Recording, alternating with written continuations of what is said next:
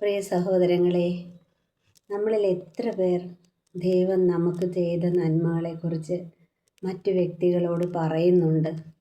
ഒരിക്കലെങ്കിലും ഒരു ദിവസം ഒരു വ്യക്തിയോടെങ്കിലും നമുക്ക് ദൈവം തന്ന നന്മകളെക്കുറിച്ച് നമുക്ക് പറയാൻ സാധിക്കാറുണ്ടോ?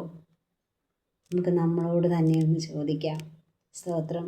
ദൈവവചനത്തിൽ 1 പത്രോസ് 2:9 പറയുക, നിങ്ങളോ അന്ധകാരത്തിൽ നിന്നും തൻ്റെ അത്ഭുത പ്രകാശത്തിലേക്ക് നിങ്ങളെ വിളിച്ചവൻ്റെ സൽഗുണങ്ങളെ ഘോഷിപ്പാൻ തക്കവണ്ണം തിരഞ്ഞെടുക്കപ്പെട്ട വർഗവും രാജകീയ പുരോഹിത വർഗവും വിശുദ്ധ ജാതിയും ദൈവത്തിൻ്റെ സ്വന്തം ജനവുമാകുന്നു.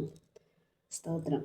നമ്മളെ വിളിച്ച വിളി ദൈവത്തെ മഹത്വപ്പെടുത്താനാണ്, അനേകരോട് ഈ ദൈവത്തെ പ്രഖ്യാപിക്കാനാണ് നമ്മുടെ ഈ ജീവിതം കൊണ്ട് ദൈവം ഉദ്ദേശിക്കുന്നത്. സ്തോത്രം.